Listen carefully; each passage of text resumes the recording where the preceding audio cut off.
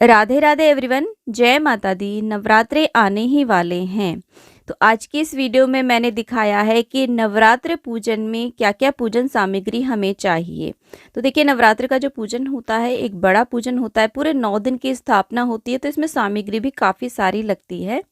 तो आप पहले से ही सारी सामग्री की व्यवस्था कर लीजिएगा, ताकि नवरात्र वाले दिन जब आप स्थापना करें तो आपको किसी भी प्रकार की कोई हड़बड़ी ना हो। नवरात्रे 2 बार आते हैं वर्ष में मुख्य रूप से, एक शारदीय और एक चैत्र नवरात्रे। लगभग सामग्री बिल्कुल सेम ही होती है हर नवरात्रे में। तो देखिए, नवरात्रे में एक स्थापना की जाती है, तो इसके लिए हमें एक चौकी चाहिए। तो चौकी आप बड़ी छोटी जितनी भी बड़ी आप स्थापना करना चाहते हैं ना, उतनी बड़ी आप चौकी ले लें। और चौकी आप ज़्यादा भी ले सकते हैं। अगर आप बड़ी स्थापना कर रहे हैं तो चौकी आप 2 से 3 चौकी भी ले सकते हैं, क्योंकि छोटी चौकी पे पूरी स्थापना नहीं हो पाएगी। चौकी के ऊपर बिछाने के लिए हमें वस्त्र चाहिए। तो ये आप नया कोरा भी ले सकते हैं, या फिर पिछले वर्ष का या पिछले नवरात्रों का जो वस्त्र हो बिछाने वाला पूजा वाला, उसे आप धुल के भी अच्छे प्रकार से उसे भी आप प्रयोग में ले सकते हैं। तो लाल रंग का या लाल रंग से मिलता जुलता रंग हमें लेना होता है। और यहाँ पर देखिए, शेरावाली माँ की, दुर्गा माँ की हम यहाँ पर फ़ोटो लेते हैं। अगर आपके पास फ़ोटो है तो आप फ़ोटो ले लीजिएगा, नहीं तो अगर आपके पास मूर्ति है तो मूर्ति भी आप ले सकते हैं। और इसी के साथ में हमें गणेश जी चाहिए। छोटी सी प्रतिमा मूर्ति हो, नहीं तो आप सुपारी से भी गणेश जी बना सकते हैं। नवग्रह का इस तरीके का देखिए यंत्र आता है, तो ये यंत्र आप ले लेंगे, क्योंकि नवरात्र में नवग्रह की भी स्थापना होती है। नहीं तो आप चावलों से और सुपारी से भी नवग्रह की स्थापना कर सकते हैं। और यहाँ पर हमें 2 चुनरी चाहिए। एक चुनरी हम नारियल के ऊपर लपेटने के लिए लेंगे, दूसरी चुनरी हम माता को अर्पित करेंगे। अगर आपकी देखिए धातु की मूर्ति है तो उनके लिए आप ऐसे वस्त्र ला सकते हैं, नए कोरे वस्त्र आप पहनाएं लाके नवरात्र में माँ को। साथ में माता को श्रृंगार की सामग्री भेंट की जाती है। तो ये नवरात्र में किसी भी दिन, पहले दिन या लास्ट के दिन या बीच में कभी भी आप भेंट कर सकते हैं। एक बारी ये सुहाग की सामग्री हमें चढ़ानी होती है। इसमें आप सुहाग का सामान 5 प्रकार का, 7 या पूरे 16 श्रृंगार भी आप ले सकते हैं। नवरात्र में जब हम स्थापना करते हैं तो उस दिन माता रानी को पंचामृत से स्नान कराया जाता है। तो अगर आपकी देखिए धातु की प्रतिमा है तो उन्हें पंचामृत से स्नान जरूर कराएं, पंचामृत भी रख लें। नवरात्र में कलश की स्थापना जरूर की जाती है। तो कलश आप मिट्टी का ले सकते हैं या किसी भी धातु का कलश ले सकते हैं। आप प्लास्टिक का या लोहे का कलश बिल्कुल भी ना लें। तो हम कलश ले लेंगे, इसमें से कोई भी एक कलश ले लेंगे। और कलश में डालने के लिए ऐसे गंगाजल, पूजा में गंगाजल का प्रयोग होता है, तो गंगाजल भी हम रख लेंगे। जल ले लेंगे, 1 लोटा जल भर के ले लेंगे। साथ में कलश में लगाने के लिए हम आम के या अशोक के पत्ते लेंगे। देखिए, नवरात्र में कलश की स्थापना 9 दिन के लिए होती है, तो आप आम के पत्ते अलग से ना लेकर के एक टहनी लें, ताकि वो पूरे 9 दिन तक हरे भरे बने रहें। कलश के अंदर डालने के लिए ऐसे लौंग, इलायची, सिक्का, सुपारी, हल्दी की गांठ आप ले लीजिएगा। इसके अलावा आप अक्षत और फूल भी डाल सकते हैं। सर्व औषधि का प्रयोग भी आप कर सकते हैं। कलश के ऊपर रखने के लिए आप नारियल ले लीजिएगा। नारियल पानी वाला, जटा वाला होना चाहिए। और एक नारियल आप माँ को भेंट भी कर सकते हैं, यानी कि नवरात्र पूजन में हमें 2 नारियल लगेंगे। तो इस प्रकार से हम नारियल ले लेंगे। और यहाँ पर देखिए, चावल हमें काफ़ी सारे चाहिए। 1 कटोरी के करीब हमें चावल चाहिए, क्योंकि एक हम पूर्ण पात्र बनाते हैं। ये होता है पूर्ण पात्र, ये कलश के ऊपर रखा जाता है, इसके ऊपर नारियल रखा जाता है। और बाकी के चावलों से हम पूजा भी करेंगे। साथ में कलश की जब स्थापना करेंगे तो कलश के नीचे हम चावलों की ढेरी लगाएंगे या फिर अष्टदल कमल बनाएंगे। तो इस प्रकार से चावल आप सफ़ेद भी ले सकते हैं या रंगीन रंगे हुए चावल भी आप यूज़ कर सकते हैं।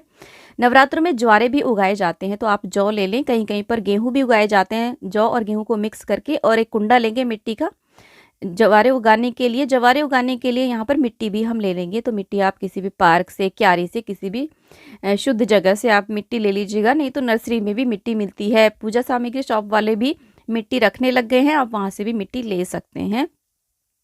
और इसी के साथ में अगर आप अखंड ज्योत जलाना चाहते हैं तो एक हमें अखंड ज्योत चाहिए, और उसके नीचे एक प्लेट हम रख देंगे। और इसी के साथ में हमें देखिए एक बाती चाहिए। ये बाती आप खुद से भी बना सकते हैं, कलावे से या कच्चे सूत से। तो 1.25 हाथ की ये बाती बनती है, या मार्केट से भी आप इस बाती को लाके जला सकते हैं। ये सूती बाती होनी चाहिए, बड़ी बाती होनी चाहिए।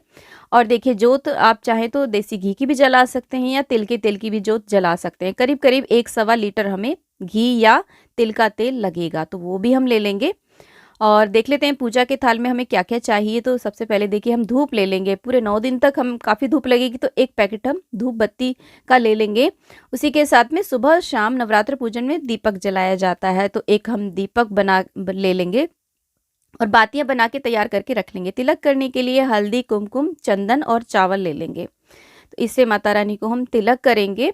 और देखिए गणेश भगवान और नवग्रह को समर्पित करने के लिए आप ऐसे जनेऊ ले सकते हैं, जनेऊ नहीं तो आप ऐसे कच्चा सूत भी 7 बारी लपेट करके ले सकते हैं। तो इनमें से एक चीज़ लेनी है। साथ में इत्र हम ले लेंगे। वस्त्र रूप अर्पित करने के लिए कलावा भी आप ले सकते हैं और शहद का प्रयोग इस पूजा में जरूर किया जाता है। तो शहद का नया हमें डिब्बी लेनी होती है, छोटी सी डिब्बी ले आएगा। और अगर आप षोडश मातृकाओं की स्थापना कर रहे हैं तब हमें काफ़ी सारी हल्दी लगेगी। तो आप यहाँ पर देखिए 100 ग्राम या 200 ग्राम जितनी चाहें हल्दी की गांठ ले आइएगा। और बाकी कई पूजा में हल्दी की गांठ का प्रयोग होता है।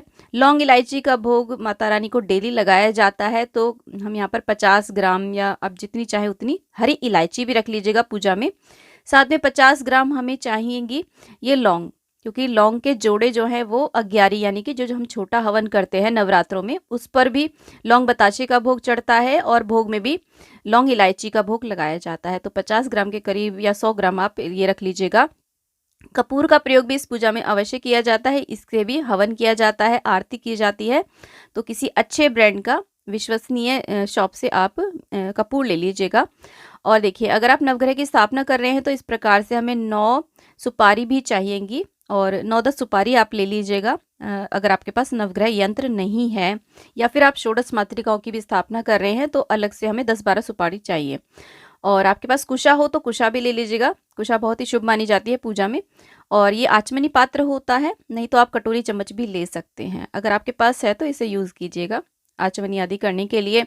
देखिए नवरात्रों में सुबह शाम या शाम सुबह के समय एक समय तो हवन जरूर किया जाता है। तो हवन के लिए आप छोटे छोटे उपले आजकल तो मार्केट में मिलने लग गए हैं। आम की लकड़ी ले सकते हैं, हवन कुंड ले सकते हैं, किसी भी धातु का या मिट्टी का हवन कुंड ले लीजिएगा, क्योंकि नवरात्रों में पूरे 9 दिन तक डेली छोटा हवन किया जाता है। और ऐसी देखिए नवग्रह हवन संहिता आती है, इसमें हर ग्रह से संबंधित लकड़ी होती है। तो जब आप पूर्णाहुति हवन करेंगे नवरात्रों में लास्ट दिन, तो उस दिन इससे आप हवन अवश्य करें। पूरे नवरात्र में एक बारी इससे हवन आप अवश्य करें। तो ये भी हम ले आएंगे। पूजा सामग्री शॉप पे ये चीज़ें मिल जाती हैं। उसी के साथ में किसी भी अच्छी ब्रांड की आप जो सामग्री होती है ना, हवन की सामग्री होती है, वो भी आप ले सकते हैं। या मैं किसी भी ब्रांड का प्रचार नहीं कर रही हूँ, कोई भी ले सकते हैं। गूगल लोबान भी आप जला सकते हैं घर में, नहीं तो आप इसे स्किप भी कर सकते हैं। ये भी काफ़ी अच्छा माना जाता है, घर में पॉजिटिविटी आती है इससे। और काले तिल भी हम प्रयोग में लेंगे। जो भी हम हवन सामग्री बनाते हैं ना उसमें काले तिल का प्रयोग किया जाता है, मिक्स किए जाते हैं। और आप चाहें तो हवन के अंदर ये जायफल भी डाल सकते हैं, इससे भी बहुत ज़्यादा माँ प्रसन्न होती हैं। रोज एक जायफल की आहुति दे सकते हैं। और कलावा भी हम रख लेंगे वस्त्र रूपी अर्पित करने के लिए। और इसी के साथ में देखिए लौंग बताशे का भोग मुख्य रूप से लगाया जाता है। तो बताशे आप 250 ग्राम या जितने भी आपको लगेंगे पूरे 9 दिन में उतने बताशे ले आइएगा। ये माँ का मुख्य भोग माना जाता है। इसके अलावा आप अन्य किसी वस्तु का भी भोग लगा सकते हैं। और दूर्वा ले लेंगे गणेश जी को अर्पित करने के लिए। बाकी के जो भी फूल आपको मिल पाएँ। माँ दुर्गा को गुड़हल का लाल फूल बहुत ज़्यादा प्रिय है, तो हो सके तो उसे आप डेली एक जरूर चढ़ाएं। कुछ हमें पान लगेंगे, डेली माँ को पान का भोग समर्पित किया जाता है। तो आप 5-7 पान ले करके, यानी कि पान को आप पानी में डुबो करके फ्रिज में रख देंगे ना, तो वो खराब नहीं होते हैं। 3-4 दिन 4-5 दिन वो चल जाते हैं इजीली। तो आप पान ले आइएगा जितने भी आप उन्हें रख पाएँ। और इसी के साथ में देखिए पंचमेवा का भोग भी माता रानी को लगाया जाता है। तो पंचमेवा हम ले लेंगे। इसके अलावा डेली ऋतु फल, ये देखिए ये जो फल वगैरह हैं, फूल है, ये तो हमें डेली ही लाने होते हैं। और जो भी ऋतु फल हो उसका भी भोग लगाएं, क्योंकि ये जो नवरात्र के व्रत होते हैं वो फलाहारी होते हैं। तो फलाहारी वस्तुओं का ही भोग लगता है। नवरात्र में कुछ देखिए पाठ भी किए जाते हैं। नवरात्र व्रत कथा आप डेली पढ़ें। और यहाँ पर दुर्गा सप्तशती का पाठ करें, नव दुर्गा की पुस्तक आती है, इनको भी आप पूजा में रख लें, व्यवस्था करके रख लें। क्योंकि देखिए जब हम नवरात्र वाले दिन ढूंढ नहीं पाते हैं, कभी कभी कोई चीज़ें हमें नहीं मिल पाती हैं, तो पहले ही आप इन्हें इकट्ठा करके रख लें। तो फ्रेंड्स ये वो टोटल सामग्री है जो हमें नवरात्र पूजन में लगेगी। इस सामग्री को आप जितना चाहे बढ़ा भी सकते हैं, या फिर इसमें से कोई भी ऐसी सामग्री है जो आपको नहीं मिल पा रही है तो कोई बात नहीं, बिना उस सामग्री के भी आप अपना पूजन संपूर्ण कर सकते हैं। तो फ्रेंड्स, नवरात्र पूजन से संबंधित बहुत सारी वीडियोस की एक प्लेलिस्ट है। उस प्लेलिस्ट का लिंक आपको डिस्क्रिप्शन में या फिर एंड स्क्रीन पे मिल जाएगा। आप उन सारी वीडियोस को भी चेकआउट करिएगा। आने वाले समय में भी बहुत सारे वीडियोस आपको मिलने वाले हैं, तो इसी प्रकार से आप हमारे चैनल पे बने रहिएगा। वीडियो यदि पसंद आया है तो प्लीज़ मेरी वीडियो को लाइक, शेयर, चैनल को जरूर सब्सक्राइब करिएगा और कमेंट बॉक्स में जय माता दी अवश्य लिखिएगा। फ्रेंड्स, जय माता दी। राधे राधे।